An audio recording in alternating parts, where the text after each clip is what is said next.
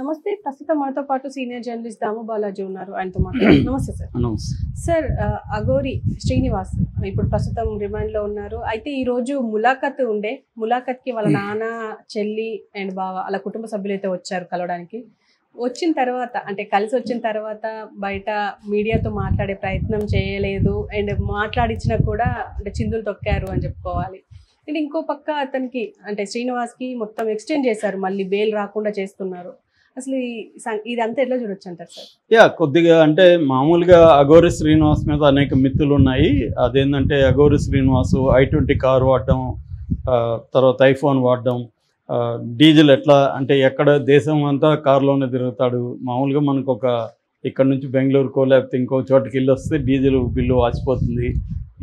ఇవన్నీ ఖర్చులు ఎక్కడి నుంచి వస్తున్నాయి, తర్వాత లగ్జరీగా ఖర్చులు పెట్టడం అవన్నీ జరుగుతుంది కదా అనేది ఒక మిత్ ఉంది. రెండవది ఏంటంటే అఘోరికి పొలిటికల్ సపోర్ట్ ఉందని ఒక మిత్ ఉంది. ఈ కారు కూడా తమిళనాడుకి సంబంధించిన ఒక బిజినెస్ మ్యాన్ అనేది కూడా వార్త వచ్చింది. ఆ బిజినెస్ మ్యాన్కి అఘోరికి మంచి సంబంధాలు ఉన్నాయనేది వార్త వచ్చింది. సో ఏబీలీ సపోర్ట్ లేకుండా అఘోరి ఈ స్థాయిలో ఎలా ఒక్కసారిగా రైజ్ అయ్యారు అన్న ఇది వచ్చింది. అయితే ఇప్పుడు అఘోరి అరెస్ట్ అయిపోయి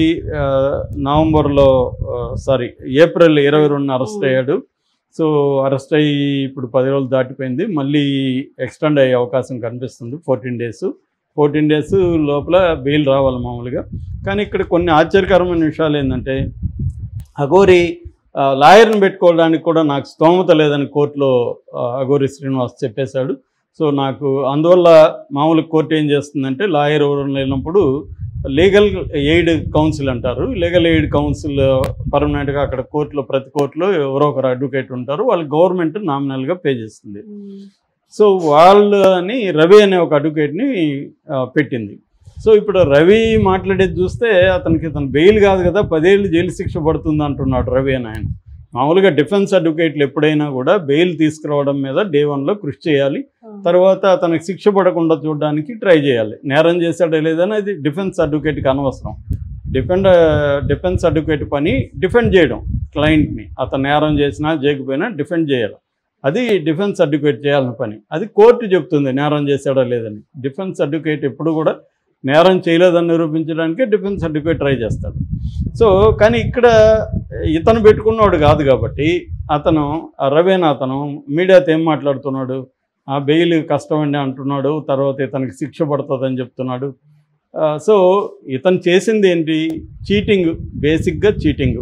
అంటే ఆమె దగ్గర మహిళా ప్రొడ్యూసర్ దగ్గర 9,80,000 డబ్బులు తీసుకొని పూజ చేస్తానని చెప్పాడు. పూజ చేశాడు. అక్కడ ఏమీ చీటింగ్ లేదు. ఉజ్జయినికి గెస్ట్ హౌస్కి తీసుకెళ్ళాడు. ఈయన భర్త వీళ్ళంతా వెళ్ళారు, పూజలు చేశారు. అంతవరకు సైలెంట్గా ఉంటే కేసు లేదు. కానీ తర్వాత ఇంకా నేను పూజలు చేయాలి, డబ్బులు కావాలని చెప్తే డబ్బులు ఇంకా ఇవ్వము చాలు మాకు అని చెప్తే, లేదు మీరు ఇకపోతే నేను నెగిటివ్గా మీ మీద పూజలు చేస్తానేదని బ్లాక్మెయిల్ చేయడం మొదలుపెట్టాడు అనేది కంప్లైంట్ చేశారు. లేదో మనకు తెలియదు. ఈమె కంప్లైంట్ ఇచ్చింది మొకిల్లా పోలీస్ స్టేషన్లో.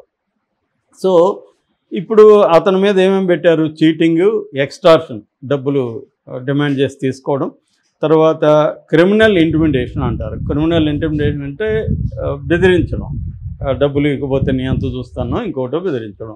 ఈ సెక్షన్ల కింద బిఎన్ఎస్ సెక్షన్ల కింద కేసు పెట్టారు. మామూలుగా ఇవి బెయిల్ రాని సెక్షన్లు ఏమి కావు, బెయిల్ వస్తాయి. కాకపోతే ఏంటంటే గట్టిగా అడ్వకేట్ ఉండి కోర్టులో ఆర్గ్యూ చేసి చేయాలి. సో ఎందుకంటే మామూలుగానే సుప్రీంకోర్టు అనేక కేసుల్లో చెప్పింది ఏంటంటే bail is the rule, jail is exception.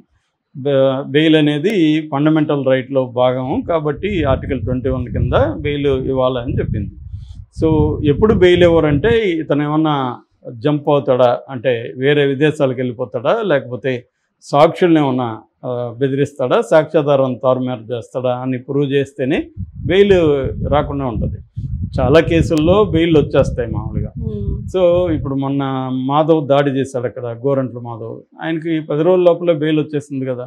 So దాడి చేసిన స్థాయిలోనే బెయిల్ వస్తే ఇది చీటింగ్ కేసు, ఇంకా వేరే ఏం కేసుల్లో ఇతను అరెస్ట్ చేయలేదు కాబట్టి బెయిల్ రావాలి. కానీ ఇతని తరపున ట్రై చేయట్లేదు. ఈ మధ్యలో ఏమైంది, ఒక మంత్రి భార్య ఇతను కాళ్ళు మొక్కిన పాత వీడియో అవన్నీ బయటకు వచ్చింది. సో ఆమె ట్రై చేస్తుందని వార్త వచ్చింది. అందుకని మహిళా కమిషన్ చైర్పర్సన్ నేరళ్ళ శారద కూడా జైలుకి వెళ్ళి ఇతన్ని పరామర్శించింది అని కూడా వార్త వచ్చింది. ఈ నేపథ్యంలో పొలిటీషియన్స్ ట్రై చేస్తున్నారు కాబట్టి బెయిల్ త్వరగా వస్తుంది అనుకున్నాం, కానీ బెయిల్ రాలేదు. ఫైనల్గా చాలాసార్లు ఏమవుతుందంటే మనం సామాజిక ఉద్యమాల్లో ఇంక పనిచేసే చాలామందికి ఇది అలవాటు అనమాట.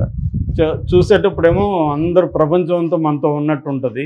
వన్స్ అరెస్ట్ అయినాక ఎవరు ఉండరు, ఫ్యామిలీ మాత్రం మిగులుతుంది. చచ్చినట్టు తప్పనిసరిగా ఫ్యామిలీ వాళ్ళే వెళ్తారు తప్ప ఇంకెవరు చూడడానికి కూడా వెళ్ళరు. అట్లా ఇప్పుడు అఘోరి పరిస్థితి చూస్తే మీడియా వాళ్ళు, మీడియాలో ఫ్రెండ్షిప్లు అవన్నీ మనం చూసాం. అఘోరికి ప్రతి ఒక్కరూ చాలామంది యాంకర్స్ చాలా పర్సనల్ రిలేషన్షిప్స్ మెయింటైన్ చేశారు. ఇవాళ ఎవరు అఘోరిని చూడడానికి వెళ్ళాలి. ఫైనల్గా ఎవరు వెళ్ళారు అఘోరికి దగ్గరికి? వాళ్ళ ఫ్యామిలీనే, వాళ్ళ నాన్న, వాళ్ళ చెల్లెలు, వాళ్ళ బావ, ముగ్గురు వెళ్ళారు. సో వాళ్ళ ముగ్గురు పరిస్థితి ఏంటి? వాళ్ళు చాలా పేదరికంలో ఉన్నారు, సరైన ఇల్లు కూడా లేదు వాళ్ళకి. ఆ వీడియోలన్నీ కూడా చూసాం. వాళ్ళకి మీడియాతో చక్కగా మాట్లాడే నాలెడ్జ్ కూడా లేదు. సో పైగా అఘోరి తన లగ్జరియస్ లైఫ్ని ఎక్కడెక్కడో గడుపుతుంది, కానీ వాళ్ళకి కనీసం హెల్ప్ అనేది కూడా అఘోరి ఏం చేసినట్టుగా లేదు. ఇప్పుడు వెళ్ళిపోయి ఆ తర్వాత హెల్ప్ లేదు. అంటే అఘోరి నుంచి హెల్ప్ లేకపోగా ఇప్పుడు కొత్త తలనొప్పులు వచ్చాయి వాళ్ళకి. ఒకటి ఏంటంటే వాళ్ళ పేదరికాన్ని వాళ్ళ దీన్నంతా మీడియా గ్లామరైజ్ చేసి చూపించడం. అఘోరి తల్లితో ఎలా ఉంది, మొన్నప్పుడు నేను ఒక వీడియో చూసా, అఘోరి తల్లి ఏం చెప్పిందో తెలుసా అని ఇట్లా టైటిల్ పెట్టి వాళ్ళ ఇల్లు చూపిస్తున్నాడు. ఆ ఇంట్లో ఆమె నిద్రపోతుంది. సో దాన్ని ఆమె వెనక నుంచి తీసి ఇల్లుని చూపించి ఇది చేశారు. అంటే మన మీడియాని చూస్తే కూడా జాలేస్తుంది నాకైతే నిజంగా. ఎందుకంటే మీడియా కూడా ఈ ఒక ఇరుక్కుపోయింది ఒక మోడల్లో.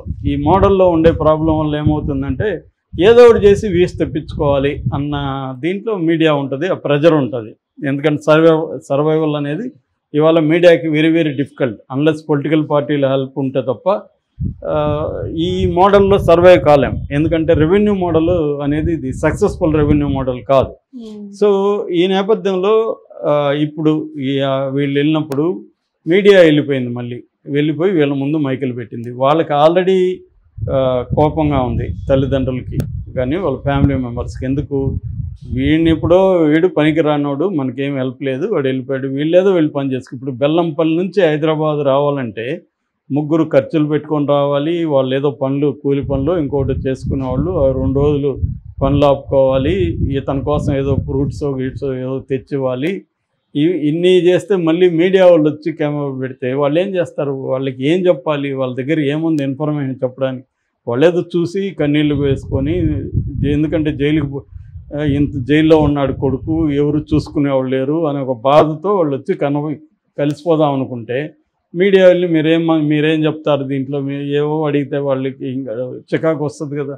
అందువల్ల వాళ్ళు చికాకుగా వాళ్ళు మాట్లాడకుండా వెళ్ళిపోయారు తప్ప మీడియా మీద దాడి చేయడమో ఇంకొకటే కాదు. వాళ్ళకున్న ప్రాబ్లమ్స్ నుంచి వాళ్ళు ఇది చేశారు. అట్లాగే ఇప్పుడు అఘోరిని కాపాడలేని పరిస్థితి కూడా. వాళ్ళు లాయర్ని పెట్టుకొని వాళ్ళు బెయిల్ ఇప్పించడం అనేది కష్టం. ఎందుకంటే ఇవాళ ఇట్లాంటి కేసుల్లో లాయర్లు కూడా వెరీ కాస్ట్లీగా ఉంటారు. సో అంత డబ్బులు అంటే లక్షల్లోనే ఉంటారు. అంత లక్షల్లో ఖర్చు పెట్టే పరిస్థితి వాళ్ళకి లేదు. అఘోరి ఎందుకు ఇదంతా ప్లాన్ లేదా అఘోరికి అంటే అఘోరిని చూస్తే మనకేమనిపిస్తుంది అంటే నేను అబౌదలా అన్న ఫీలింగ్ కనబడుతుంది ఇప్పటి వరకు. సో నేను అది ఓపెన్గా కూడా ఒక ఎవరితోనూ యాంకర్తో ఆడియో కాల్లో కూడా బయటకు వచ్చింది. అంబేద్కర్ను కూడా రాజ్యాంగం అంబేద్కర్ రాశాడంటే అంబేద్కర్ను కూడా బండబూతులు తిట్టడం, నాకు రాజ్యాంగానికి సంబంధం లేదు, నేనే రాజ్యాంగం అన్నట్టు మాట్లాడడం, ఇవన్నీ అఘోరి చేసిన తప్పులు కావచ్చు, అహంకారపూరిత చర్యలు కావచ్చు. ఎందుకంటే అంబేద్కర్ని తిట్టడం వల్ల టోటల్గా దళిత్ సెక్షన్ నుంచే అఘోరికి సింపతి అనేది పోయింది. అట్లాగే ఆల్రెడీ హిందూ సంఘాలకు కూడా అఘోరి పట్ల కోపమే ఉంది. అంటే ఇష్టం వచ్చినట్టు చేస్తున్నాడు. అంటే సనాతన ధర్మం ఏదో ఒక క్లారిటీ లేదు. సనాతన ధర్మం అంటే సనాతన ధర్మంతో మీద పోరాడాలి, లేదా మహిళల కోసం అంటే మహిళల కోసం పోరాడాలి, ఇవేవి లేదు. పైగా 2 పెళ్ళిళ్ళు చేసుకోవడం. అఘోరినే ట్రాన్స్జెండర్కి మళ్ళీ అమ్మాయిలతో పెళ్ళిళ్ళు ఎందుకు? సో అమ్మాయిలతో పెళ్ళిళ్ళు. రాధా మళ్ళీ శ్రీవర్షిని, మళ్ళీ రాధా కేసు పెట్టింది. ఈ లోపల ట్రాన్స్జెండర్స్ కూడా ఇది ట్రాన్స్జెండర్ కాదు, ఫేక్ ట్రాన్స్జెండరు, కావాలనే ఇతను మగవాడే, ఇతను దీనికోసమే అంగం తీసేసి సర్జరీ చేయించుకున్నాడని ఆమె ఎవరు ఒక ఆమె జోగిని సంధ్య, ఆమె వెళ్ళి సాంబేర్పేటలో కేసు పెట్టింది. ఇటు అఘోరి వాళ్ళు అఖాడా ఉంటుంది. అఘోరీలు అంటే ఏమి, వాళ్ళకి కూడా ఆర్గనైజేషన్స్ ఉంటాయి. దాదాపు 14 సంఘాలతో కూడిన వాళ్ళకి ఫెడరేషన్ లాంటిది ఉంటుంది. అటువంటి అందులో ఒకటి అఖాడా అంటారు దాన్ని. అఘోరి అఖాడా కూడా ఇతను అఘోరి కాదని వాళ్ళు ఇచ్చారు. అంటే ఇతను అఘోరి కాదు, ట్రాన్స్జెండర్ కాదు, సో హిందూ ఇది కాదు, ఎవరికి కాకుండా అయిపోయాడు జైల్లో. ఇప్పుడు చాలామందికి అఘోరిని చూస్తే జాలి కలిగే పరిస్థితిలో ఉంది. ఇంతకుముందు రకరకాల ఫీలింగ్స్ ఉండేవి అఘోరి పట్ల. ఇవాళ అఘోరి జైల్లో ఉన్నారు. అతను స్వయంకృతాపరాధం ప్లస్ మీడియా రోల్ కూడా ఉంది అనేది. మీడియా రోల్ ఖచ్చితంగా ఉంటుంది. మీడియా ఏమి అఘోరిని తయారు చేయలేదు కదా. అఘోరి తయారయ్యి మీడియా హెల్ప్ కోసం అఘోరిని మీడియాని ఉపయోగించుకోవడానికి ట్రై చేశారు. అఘోరికి హెల్ప్ అయింది. ఇది ఒక దశలో అంటే మీడియాని ఎలా ఉపయోగించుకోవాలనేది కానీ వ్యక్తులకు తెలియకపోతే మీడియా డబుల్ ఎడ్జెడ్ వెపన్. ఆ వెపన్ మనకు ఒక్కొక్కసారి పనికి వస్తుంది, ఒక్కొక్కసారి ప్రాణాంతకంగా మారిపోతుంది. ఇప్పుడు అఘోరికి అదే జరిగింది, శ్రీవర్షన్కి కూడా అదే జరిగింది. సో ఇప్పుడు మరి అఘోరి ఎంతకాలం